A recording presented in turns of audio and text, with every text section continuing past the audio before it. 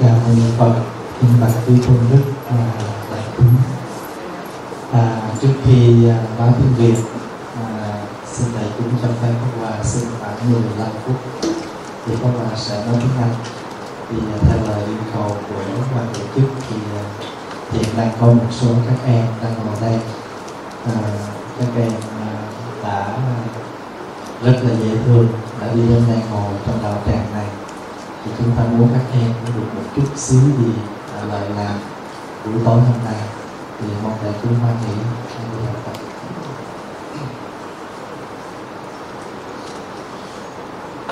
Good evening, my dear brothers, sisters, friends. Today is November the 15th, 2018. I have the opportunity to come back to visit Australia for my second time. And this is the first time that I visit this Buddhist temple, according to the request from some of the members here. And I just arrived in Brisbane this evening around 4 o'clock. So now I have a chance to come here to share with you briefly about our practice. I just introduced to you about how to come back and follow our breath. We never stop breathing, don't we? Right? We never stop.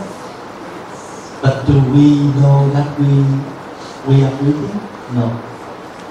So we forgot. Because if we do not breathe, we die.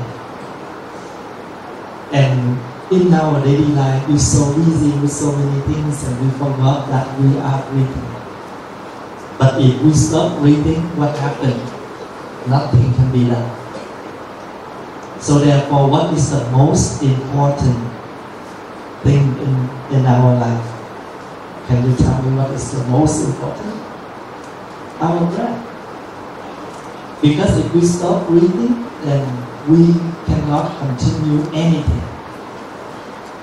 If we die, then nothing will be happening. So therefore, our breathing, our breath is very important.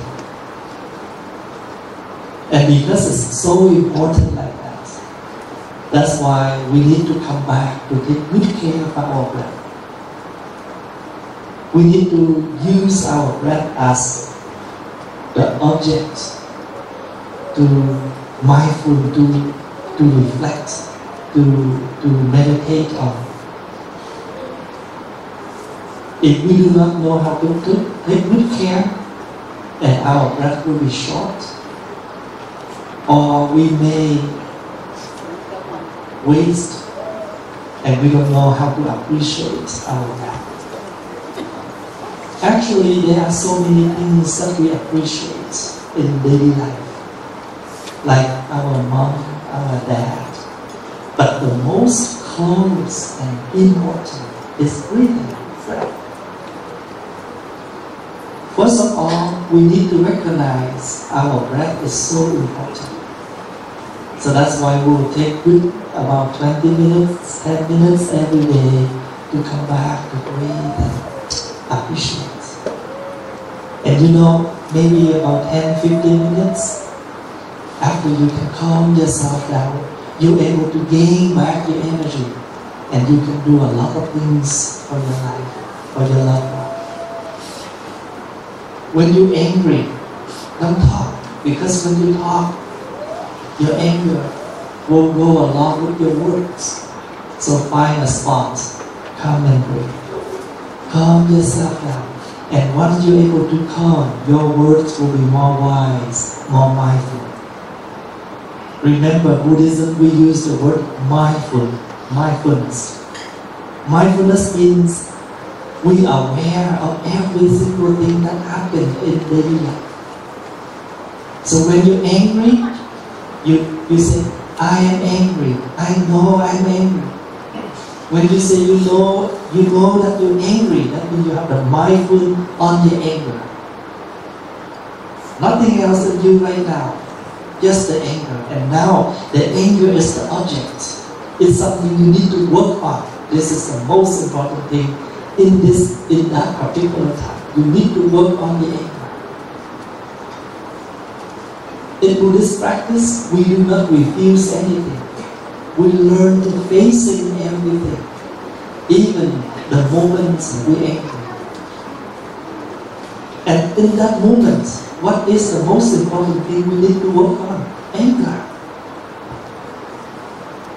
So when you have your mom right in front of you, in that moment, who is the most important person that you can work on? Your mom. So be mindful on her presence. When you go to school, be mindful on your homework, your school. So every single thing, there is an object, there is something we need to face it. We need to be mindful of that in order to work well with that. But what is our negative habits? We used to forget.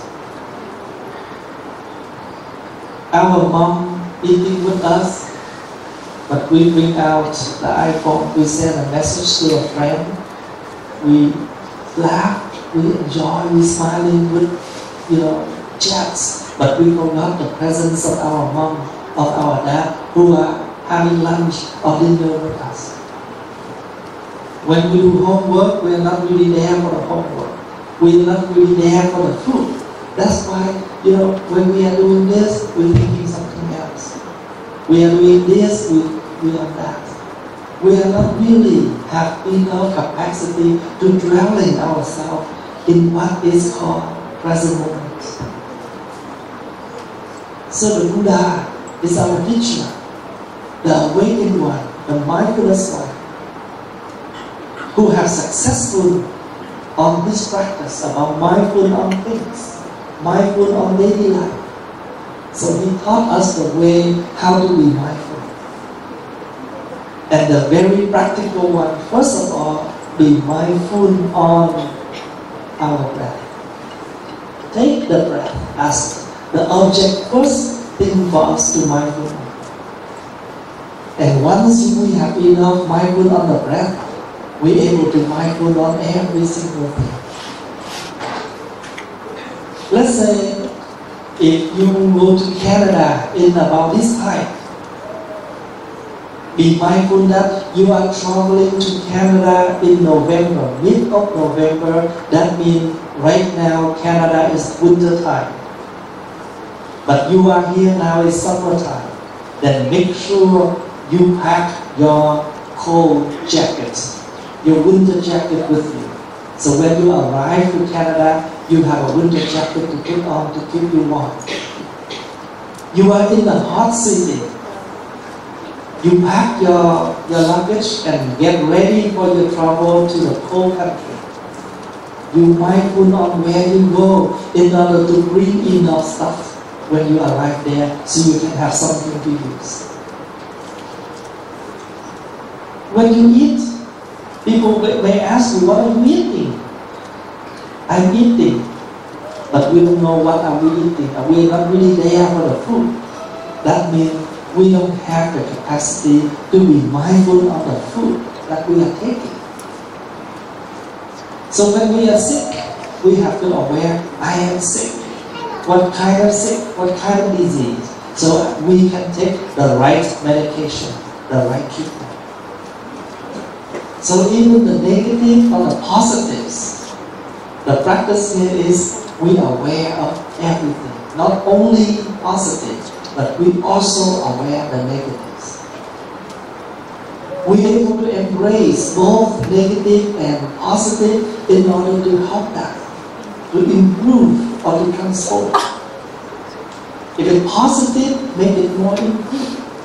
If it's negative, let's transform it, let's change it. And what is the purpose of mindful living? To make this life become real and become meaningful. Otherwise, we will waste it. We waste our youth. We waste our energy. We waste our time.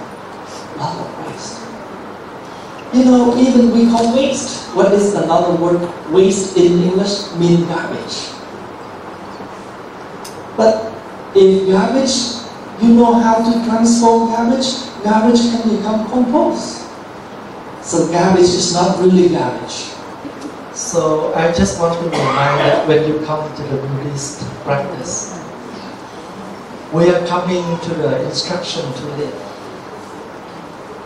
Because we all live, but we don't know how to make this life meaningful. Just exactly you have everything in your fridge, but you don't know how to cook. Then you may waste all the food in your fridge. So if you have the technique how to cook, you can open your fridge and you can use all the ingredients and vegetables in there. Buddhism is the same. There is nothing we refuse, even positive or negatives. But with our mindful practice, we can take everything in and we can help everything to transform. The practicing here is to show our loving kindness. Even that is negative, you still can make it become less positive and may become positive. We learn to be good, to be better, to be the best. If we cannot be a perfect one, we can try the best. If we are not the best, at least we have tried the best. And the intent to invest the mindful living to this life. If you have the idea of how to live mindfully, you can feel so happy every single thing, every single time that you can tame in your anger. You overcome your anger moments and you can talk nicely to that person and you can see the atmosphere, the environment, the situation much better. Because we have done so many times when we're angry, we yell and nothing works out. And if nothing works out, then why don't we try a new technique? Why we need to stick, to keep that kind of negative reaction? So now you can see Buddhism is not just a religion where you come from. The Buddha offered us the real instruction. That's what we call Dharma. Buddha, Dharma, Sangha. So now we know the Buddha is the mindfulness one, Dharma is the teachings of the Buddha. And these teachings contain understanding and love. With your mindful living, you can cultivate love to yourself, to your family, to the society. If the more you love, the more you live mindfully. Because your mindful living can bring a lot of joys, a lot of happiness to yourself, to your loved one, to your family, and the society.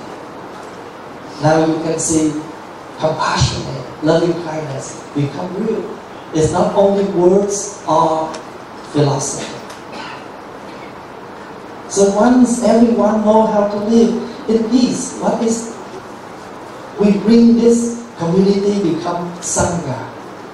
Because Sangha means the community that live with mindfulness. We still have a family which we call the Sangha. But nobody practices. That's why this community is not in harmony. So once it's not in harmony, it's not in peace. This is not a Sangha. Even when you come to the temple, but nobody practices. So they still come as a group, but cannot call a Sangha. Because Sangha means this community, this group must have harmony and mindful living. If not, they just have the name of it, but they have no content.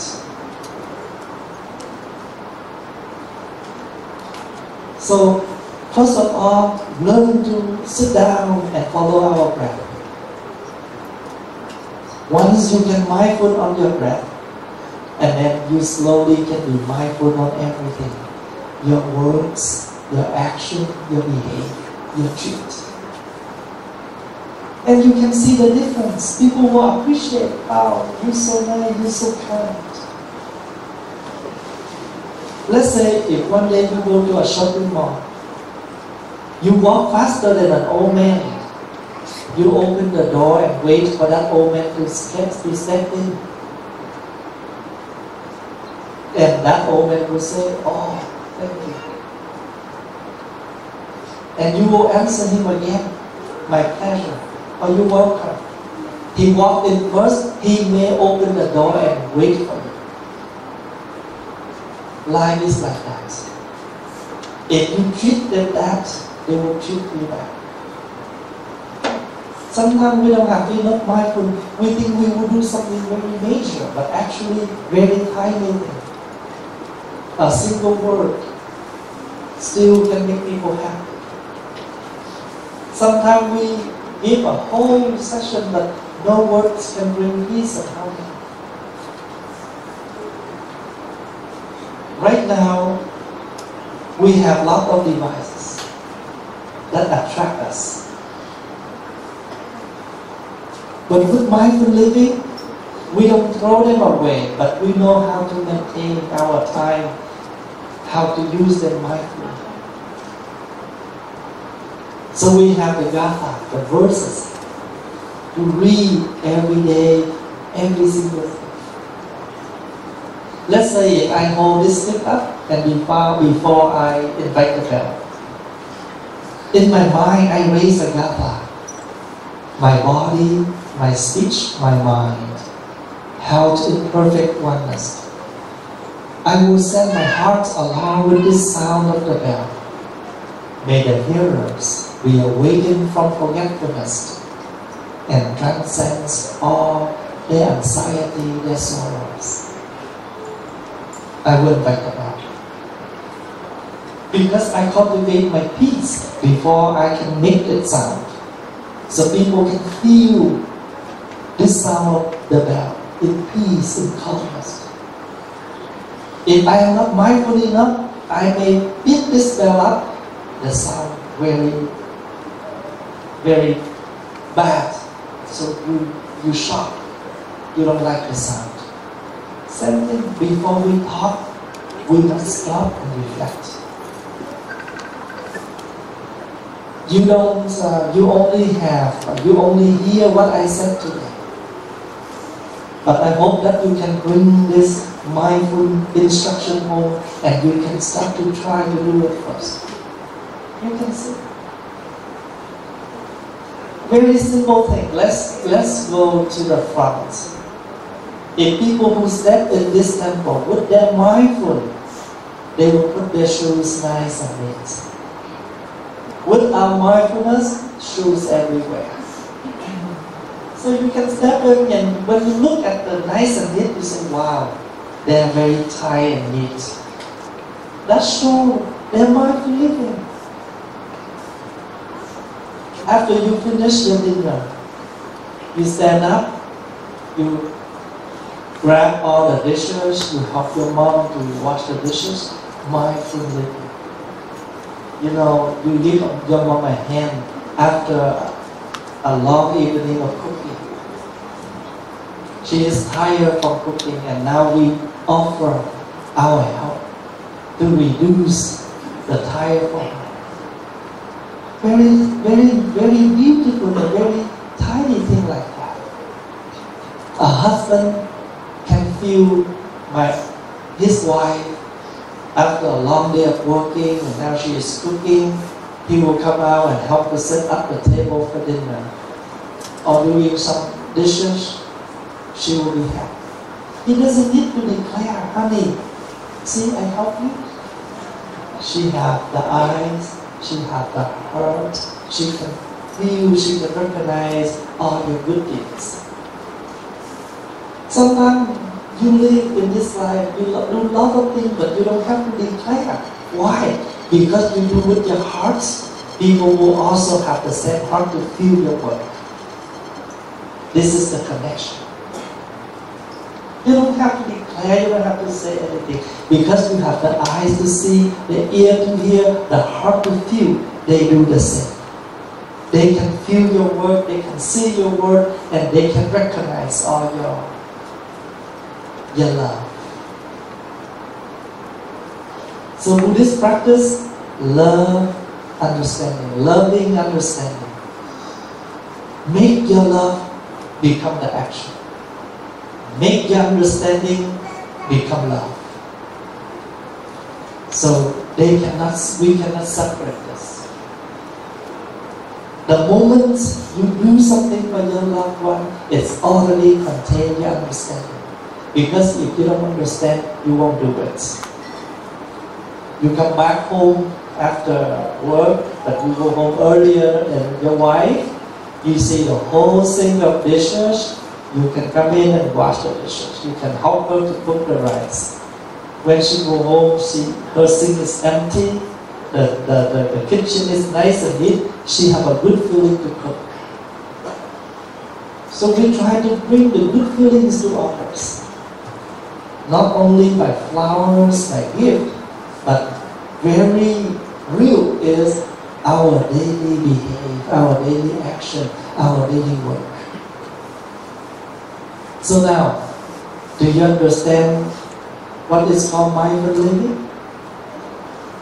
Just be mindful on everything. If you can able to mindful on your breath, you will mindful on every other single thing. Very tiny thing like that.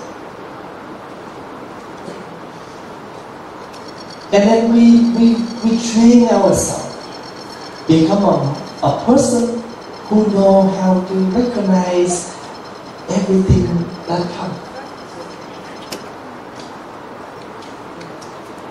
And why we need to do that? Why we need to do that?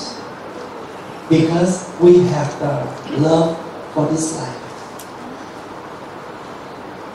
There's a Vietnamese musician.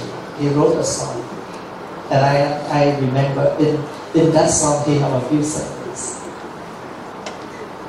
I recognize why I need to live, because this life needs the heart, needs my heart. So once you have the heart for everything, everything will change. Believe me. And if you hear what I said today, and then you can go home and you do that, and you will see the environments of your family will change. If you feel so tired with your mom after she go home and she yell at your jacket, she yell at your shoes, she yell at everything to you, now you try to make that difference and you will never yelling anymore. And that will show your love. Thank you for your listening.